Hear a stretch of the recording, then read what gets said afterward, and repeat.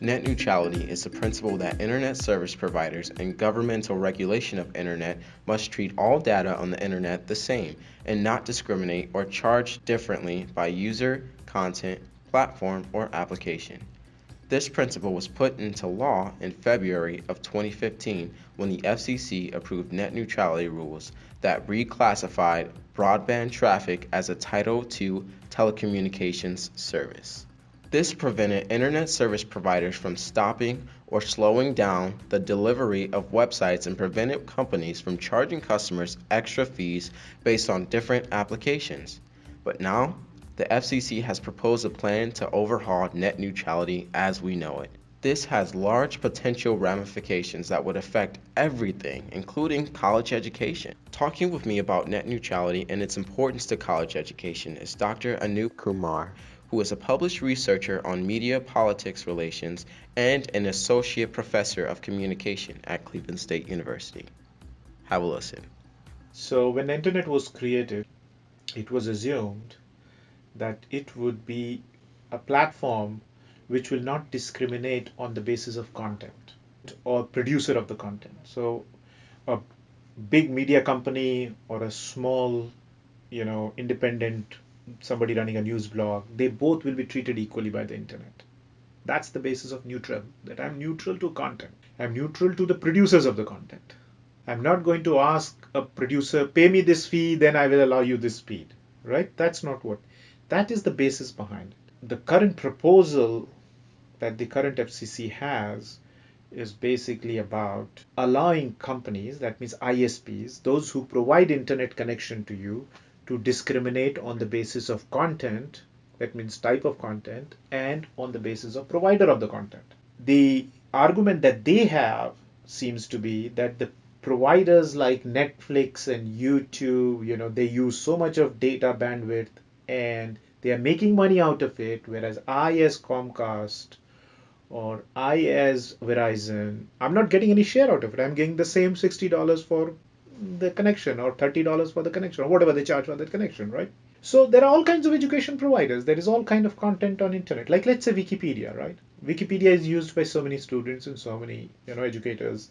If tomorrow Verizon starts saying, or Comcast or some AT&T, any of these ISPs that provide internet connection, if they start saying, hey, Wikipedia, pay us this much fee, otherwise we'll put you in a slow lane, we'll reduce your bandwidth, right? Or we will make your traffic go slow. Now that will have impact on education. When students try to get to these websites to get the content, to read about stuff, they will have problems. Now Wikipedia is just a very basic example because students use it a lot. But there would be other kinds of content which professors put up on their own websites. Like some professors create a website, they put content over there and they want the readers, they put up videos, they put up other content, multimedia content, they put up. Now, if they are being asked to pay money, then that would be harmful. They won't be able to because it's not a business. They are not, all that will have an effect. Then what would happen is this, that only big players like Netflix and YouTube and these big companies would be able to get on the faster lane, whereas if, let's say, a student who runs a website, a student creates a news website, puts up a news story, that will go run slow because that student won't have resources, or an citizen journalist won't have resources to buy high speed. Right. So it kind of favors the people who are at power and have these big resources where they could pay for a faster internet connection. Yeah, faster traffic, faster lane, right? Right, for Yeah. for Yeah.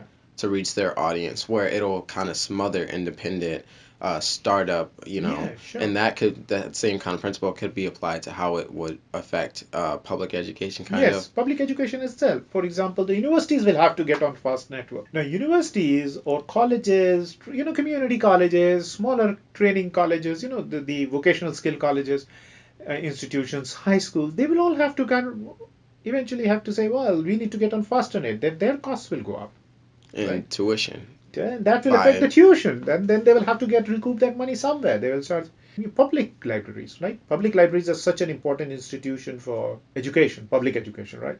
People go to public libraries and they get the content, they get on internet and they watch stuff. And now these public libraries themselves will be in a situation where they won't be able to provide content at the same speed, and to buy a faster lane, they might have to go and charge more, raise taxes. Then it comes down to consumers. Eventually, consumers will have to pay more. So, why is this an issue that we're talking about right now? Why it seems so clear to me that the general public, the 99% of people that this will affect is for net neutrality.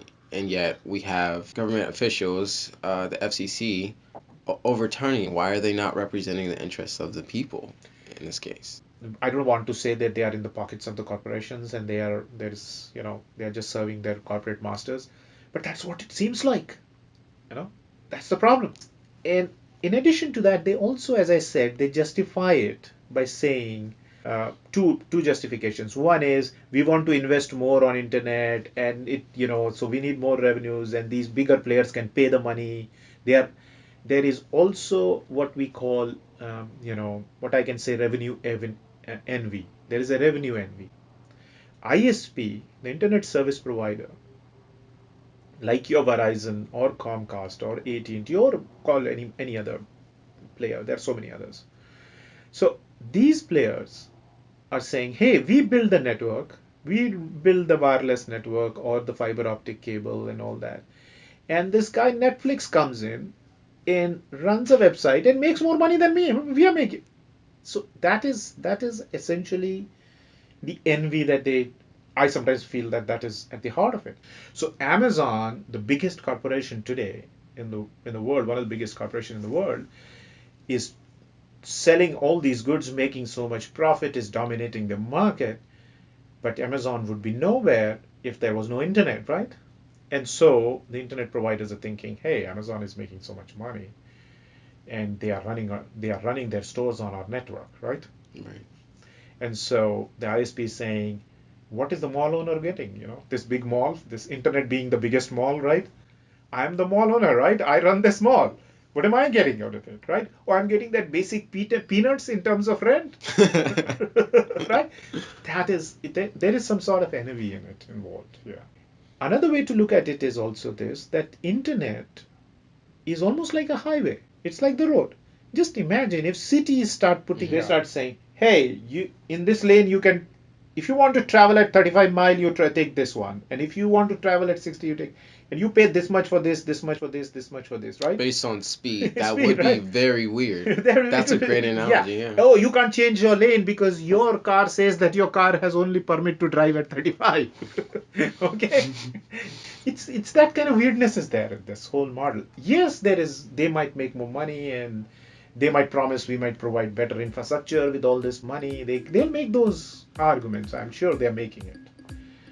But sometimes there are principles. That's where it comes down to.